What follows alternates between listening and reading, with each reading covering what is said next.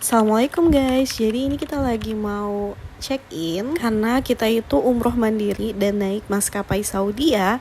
Jadi kita berangkatnya dari Terminal 3. Nah ini karena kita ada handling bandara, jadi kita minta tolong untuk check-in kan di sana. Karena kita total tuh ada 13 orang, keluargaku dan sepupu-sepupu aku. Ini di bulan Juli 2026 yang dari travel itu baru muncul dari sana. Itu mereka sebenarnya dari Terminal 2 terus dialihkan untuk naik bus, turunnya di situ dan ya ujung-ujungnya ke Terminal 3 guys, naik pesawatnya. Nah ini jadi kita udah dipanggil untuk segera masuk ke dalam pesawat. Ini kita naik maskapai Saudia. Dari ruang tunggu untuk masuk ke pesawatnya lumayan cukup jauh ya. Sekitar 1 kilo lebih jalan kaki, tapi nggak kerasa karena di dalam ruangan dan ber-AC. Ini pas belok kirain aku udah nyampe guys, dan ternyata masih jauh. Aku belum lihat pesawatnya di mana. Ini kita lanjut jalan lagi, tapi anak-anakku alhamdulillah masih have fun aja karena rame-rame bareng keluarga. Dan akhirnya kelihatan deh pesawatnya ada di sana, Saudia. Ini pertama kali aku naik pesawat Saudia karena umroh sebelumnya aku tuh naik maskapai yang lain, direct juga. Dan ini juga pertama kali aku landingnya langsung ke Madinah. Nah ini akhirnya masuk ke Garbarata. Panjang banget ya perjalanan kita. Dan sebentar lagi kita akan masuk ke dalam pesawatnya. Finally udah di dalam pesawat. Dan aku semakin deg-degan karena sebentar lagi bakalan ke Tanah Suci. Masya Allah, penantian aku dan suami selama 7 tahun terakhir kita ke Tanah Suci. Allahumma barik, Allah panggil di tahun ini. Setelah sejam take off, anak-anak tuh dikasih mainan tuh, dikasih tas minion kayak gitu yang digantung sama suami aku. Terus isinya itu mainan activity gitu buat kreativitas anak di atas pesawat. Jadi nggak bosan sama sekali guys. Jadi orang tuanya juga pada senang karena anak-anak juga senang. Dan aku pesen child meal. Di sini tuh ada susu buat anak. Terus ada puding susu, ini enak loh. Terus ada makaroni yang dipotong sama beef gitu. Terus ada muffin, coklat muffin, sama KitKat. Sebelum makan berdoa dulu. Dan pas dicobain sama anakku, ternyata anakku suka. Jadi approve buat lidah anak-anak Indonesia.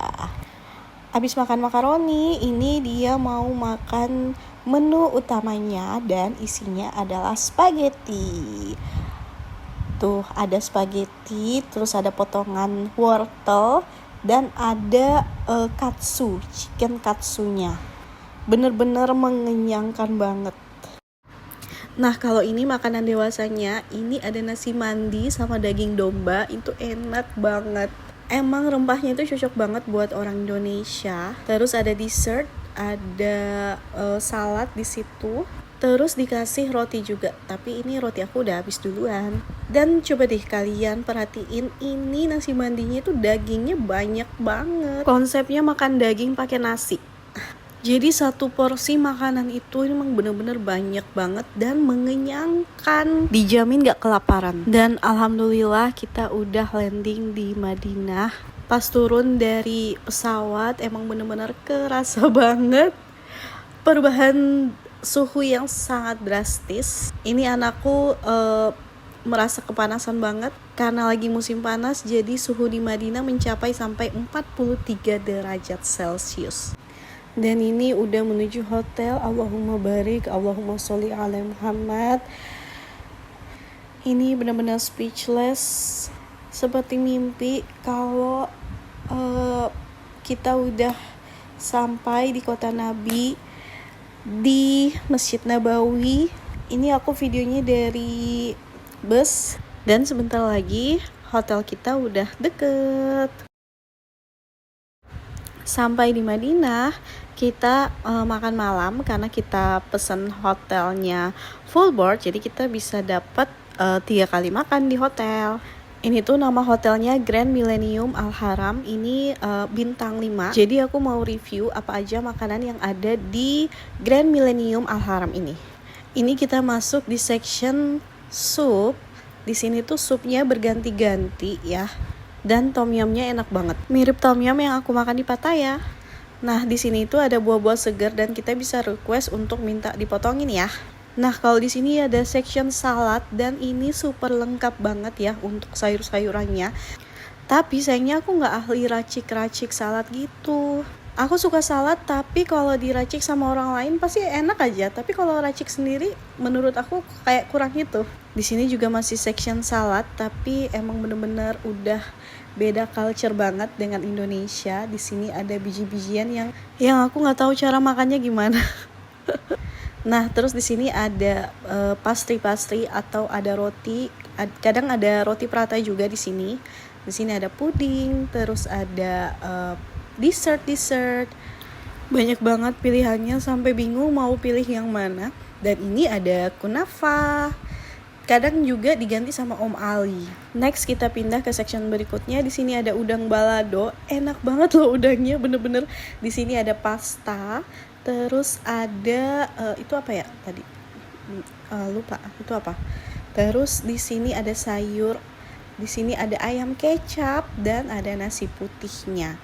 Di situ juga ada nasi biryani. Dan habis makan malam, kita langsung menuju ke Masjid Nabawi untuk melaksanakan sholat jamak maghrib dan isya. Ini aku bareng anak-anak aku. Di depan hotel kita itu ada section jajan-jajanan kayak gini, ya, seru banget. Ini kita langsung menuju ke Masjid Nabawi.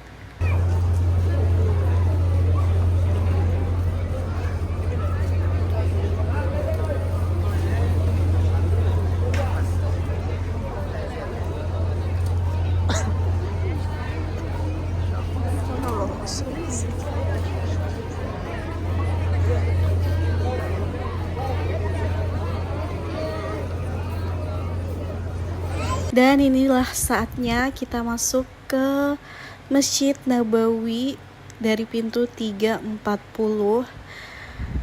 Bener-bener perasaan aku pas masuk udah langsung pecah air mata. Karena emang bener-bener kangen banget. Udah 7 tahun penantian, akhirnya Allah undang lagi di tahun 2026 bareng anak-anak aku yang umur 6 tahun dan 7 tahun. Allahumma barik. Semoga kita semua selalu diundang ke sini bareng keluarga.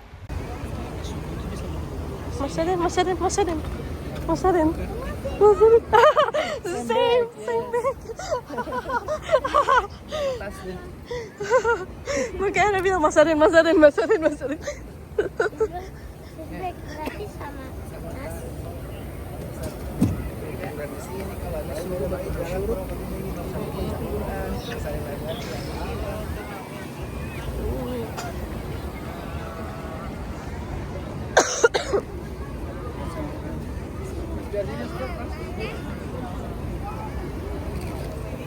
Setelah sholat, ini kita jalan-jalan di sekitaran Masjid Nabawi. Ini kondisi setelah habis isya, udah mau jam 10 malam. Tapi bener-bener semakin malam semakin rame. Ini banyak banget yang menikmati duduk-duduk santai di pelataran Masjid Nabawi. Jadi di sini tuh emang bener-bener syahdu banget di Masjid Nabawi ini. Ini aku lagi nunggu suami sama anak-anak aku. Mereka lagi sholat tahiyatul masjid di dalam masjid sambil minum air zam-zam. Di sana mereka udah mulai terlihat udah mau keluar dari masjid, aku nggak bisa masuk karena ini bagian laki-laki ya. Jadi beda kalau misalnya di Masjid Nabawi sama Masjidil Haram itu, kalau dari gate-nya laki-laki itu perempuan nggak bisa masuk. Tapi kalau Masjidil Haram tuh perempuan dan laki-laki bisa masuk di gate yang sama. Ini mereka mulai, anak-anak aku mulai cari-cari aku di mana, tapi memang benar-benar mereka juga takjub dengan kondisi di Masjid Nabawi. Besok harinya abis subuh kita langsung berjuang untuk masuk Raudah ini sama kakakku dan sepupu aku. Mohon maaf banget ini videonya kayak gini karena emang bener-bener rush banget. Kita harus cepet-cepet masuk. Dan alhamdulillah ini udah mulai masuk ke antrian untuk masuk ke Raudah. Ini aku bikin appointment untuk masuk di nusuknya itu udah dari 2 bulan sebelumnya. Dan alhamdulillah kita udah mulai masuk. Ini bener-bener mulai lagi, pecah lagi tangisan aku. Apalagi pas melihat makam Rasulullah, meskipun ditutup ya, tapi aku merasa berada di dekat beliau yang benar-benar memperjuangkan Islam hingga kita bisa sholat sebebasnya sampai saat ini. Bismillah, mau berdoa dulu. Dan alhamdulillah udah selesai. Menurut aku cepet banget ya, meskipun aku udah berusaha keras untuk lama-lama di dalam, tapi tetap aja udah dipegang-pegang askar. Yalah, torik haja, ibu cepat jalan. Jadi kayak gitu. Dan jujur di dalam itu sekilas langsung ngeblank ya mau doa apa. Jadi yang kita doakan tuh cuman yang terhighlight di kepala aja, bener-bener yang kita inget secara garis besarnya. Padahal udah planning jauh-jauh hari mau doa apa aja di Raudah, tapi qadarullah kalau udah sampai sana udah blank gitu. Tapi menurut aku ya, dengan pakai nusuk ini terlihat lebih tertib ya dibandingkan aku waktu di tahun 2019. Itu benar-benar perjuangannya lebih dari ini. Ini kita dikasih sama askarnya manisan kurma plus kacang gitu, enak rasanya. Dan ini kita udah mulai keluar dari masjid. Jujur pengen masuk lagi sih sebenarnya, tapi pengen berjuang lagi lewat fast track. Tapi aku perlu pelajari lagi sih gimana cara masuk Raudah lagi pakai fast track lewat nusuk. Ini pada nunggu teman-teman dari luar. Tuh, ini suasananya. Ada bapak-bapak juga yang nunggu istrinya yang masuk ke Raudah. Gini deh kondisinya. Di sini udah mulai agak longgar, jadi kita udah nggak terlalu berdesak-desakan lagi. Dan ini payung-payung di pelataran Masjid Nabawi sudah mulai terbuka. Itu tandanya sebentar lagi syuruk akan tiba. Nah, ini sementara nunggu aku masuk ke Raudah, anak-anak aku sama suami aku lagi duduk-duduk di pelataran.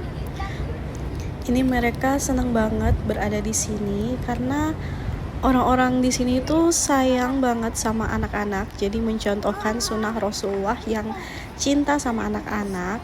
Jadi mereka tuh, anak-anak aku dikit-dikit dapat permen, dikit-dikit dapat uang, dikit-dikit dapat coklat. Jadi mereka senang banget di sini.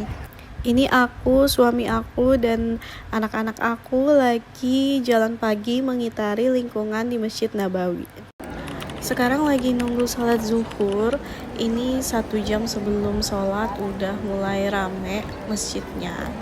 Dan ini akhirnya sholat di dalam masjid karena pas subuh tadi, karena mau masuk Raudah, jadi sengaja sholatnya di pelataran biar cepet gitu masuknya.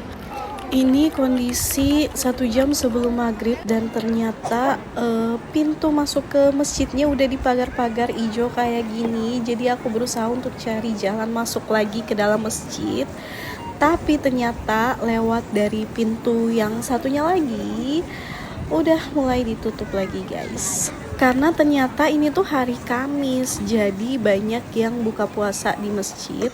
Bahkan orang-orang lokal Saudi juga itu kan udah mulai masuk weekend ya, karena hari Jumat sama hari Sabtu itu libur. Jadi mereka udah pada nge-war tempat juga di dalam masjid. Ini udah bener-bener ditutup pakai pagar hijau ini, jadi bener-bener nggak bisa masuk tuh. Ya sayang banget aku kali ini nggak bisa sholat di dalam masjid. Ini akhirnya setelah sholat maghrib aku mencoba untuk masuk ke dalam masjid dan pagar hijau-hijaunya itu udah mulai dibuka deh. Jadi udah mulai bisa masuk ke dalam masjid. Tapi pagarnya tuh dibuka kecil banget gitu. Ini hari Jumat, kondisi 2 jam sebelum sholat Jumat. Masjid sudah mulai ramai banget, dan kalau kalian lihat itu pagar putihnya sudah mulai sangat kecil ya jalannya. Terus di sini sudah ada mulai pagar-pagar hijau yang artinya bakalan orang-orang itu sholatnya sampai di luar sini. Tuh, kita harus cepet-cepetin langkah biar kita bisa berhasil masuk ke pelataran Masjidil Haram dulu. Ini udah mulai masuk. Kondisi sekarang tuh emang bener-bener panas ya, 40-an derajat. Jadi kita harus work untuk dapat tempat di dalam masjid, karena kalau sholat di luar panasnya Masya Allah tabarakallah. Jadi kalau bisa kita harus berjuang untuk sholat di dalam masjid. Ini kalau kalian lihat kondisinya, orang-orang pada mempercepat langkahnya karena udah mulai pada nge-war tempat ya, udah bener-bener nge-war tempat. Ini aku melihat dari kejauhan untuk pintu masuk perempuan masih boleh dimasuki, tapi jalannya sudah semakin kecil. Bismillah, Allahumma barik, aku bisa berhasil masuk ke dalam masjid, tapi kondisinya udah benar-benar full di dalam sini. Apalagi di bagian karpetnya udah benar-benar full. Ini bahkan udah pada bikin saf baru. Mereka udah pada pakai sejadah masing-masing. Di sini aku masih coba keliling-keliling dulu mencari saf yang enak dan nyaman. Tapi di sini ya aku perhatiin emang benar-benar pada kosong. Allahumma barik, Masya Allah tabarakallah. Di mana lagi kalian bisa dapat kondisi masjid seperti ini? 2 jam loh, 2 jam sebelum sholat dimulai, tapi tempatnya udah Masya Allah full seperti ini. Ini benar-benar full banget ya, benar-benar full banget, dan aku masih berjuang untuk cari tempat. Dari semua tempat nih ya, ini aku nggak bisa dapat tempat, padahal aku cuman sendiri loh. Aku susah dapat tempat untuk saf sholatnya. Padahal aku masih pengen di daerah karpet ya, tapi ini aku udah nggak bisa dapat lagi di daerah karpet. Padahal ini 2 jam sebelum sholat loh, 2 jam sebelum sholat, tapi udah full seperti ini.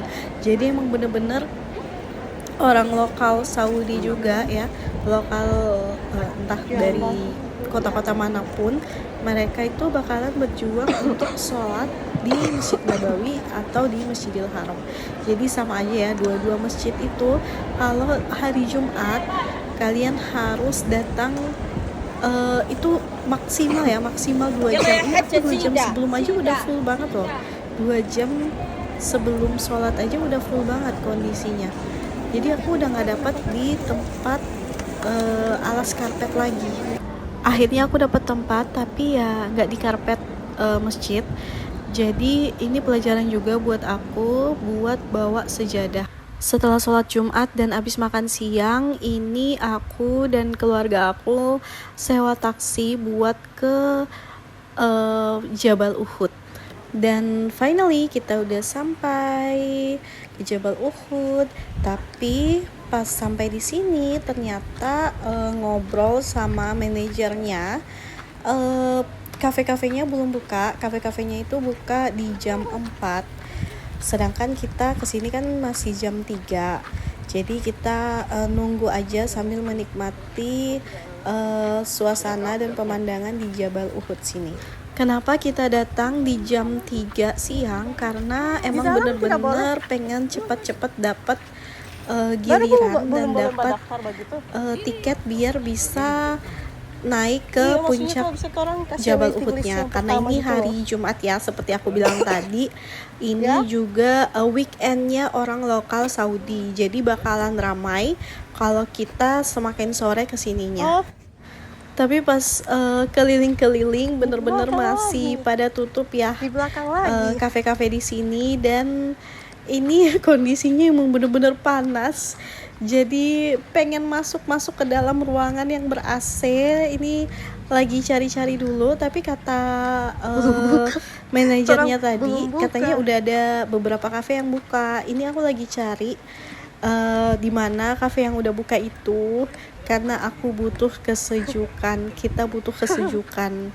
Sebenarnya kalau untuk lapar dan aus, kita barusan makan siang ya. Kita baru makan siang, tapi yang kita butuhkan itu adalah kafe. Yang kita butuhkan itu adalah AC. Di sini udah ada yang udah buka di sebelah kiri aku ini. Coba kita masuk. Kita masuk di sini. Udah buka, tapi ini staffnya sendiri ya. Let's try.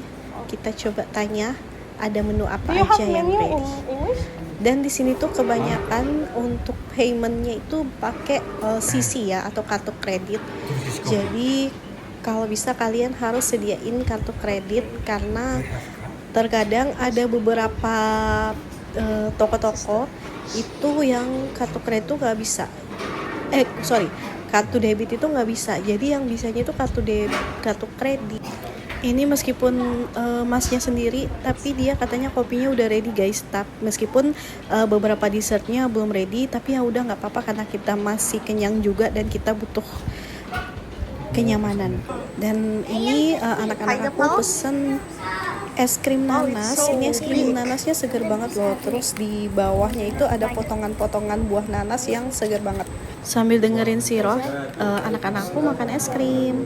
Nah, ini kita udah dapat giliran untuk naik ke puncak Jabal Uhudnya. Ini kita bayar per orangnya itu 10 SAR.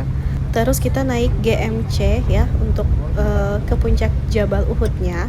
Treknya itu lumayan menantang ya, tapi kalian tahu nggak, untuk drivernya itu super santai banget dia bawanya, sedangkan kita itu udah spot jantung banget, tahu nggak sih. Nah, ini alhamdulillah kita udah nyampe di puncak Jabal Uhudnya. Tapi karena ini musim panas ya, sampai di sini emang berangin sih, tapi kondisinya suhunya masih tetap panas banget. Jadi pas sampai kita langsung foto-foto. Tapi kalau kita lihat di sini ya, kondisinya itu sebenarnya enak banget ya. Kalau misalnya suhunya nggak terlalu panas, kita bisa duduk-duduk santai-santai sambil menikmati pemandangan Madinah, kota Madinah, dan kita bisa lihat Masjid Nabawi dari sini. Kalau kalian lihat yang ada payung-payungnya, itu berarti di Masjid Nabawi. Nih, kita bisa lihat ya keindahan dari kota yang dicintai Rasul. Dan akhirnya kita masuk ke dalam kafe untuk mesen lagi kopi atau minuman.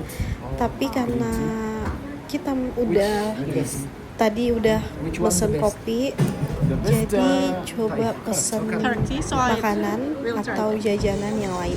Seperti ini, kita coba roti yang dipanggang langsung secara tradisional kayak gini. Tuh, itu ada api di satu ruangan gitu. Jadi roti dipanggang di dalam situ, dia mirip-mirip kayak pizza sih rasanya. Tuh, kalau kita lihat modelannya, di situ ada keju mozzarella ditaburin di atas rotinya itu. Terus juga untuk tekstur rotinya itu kayak Italian pizza. Kita udah keluar kafe lagi dan udah pengen turun ke bawah, dan ini udah mulai rame di sini. Tuh, udah pada duduk-duduk. Nih pas turun ke bawah semakin rame dan banyak yang nunggu buat naik ke puncak ke atas. Di sini juga kafe-kafe dan jajan-jajanannya juga udah mulai buka dan banyak juga yang mulai antri. Dan di sini juga ada unta. Ini anak-anak aku mau naik unta, sepupu-sepupu aku juga pada mau naik unta semuanya. Ini kondisinya di sore hari udah nggak terlalu panas dan udah banyak juga pengunjung-pengunjung, jadi seru banget. Jadi ini ada penyair yang pakai pakaian zaman dulu orang Saudi. Terus di Luhut ini secara tidak langsung memperkenalkan zaman dulu di Saudi Arabia itu seperti apa. Dan ini anak aku sama kakak aku lagi naik unta ya. Ini emang vibes-nya kalau kalian lihat kayak zaman dulu di Arab Saudi ya. Dan kebanyakan yang datang ke sini tuh orang-orang lokal Saudinya. Next vlog kita akan pergi ke Masjid Quba, masjid pertama kali yang dibangun Rasulullah.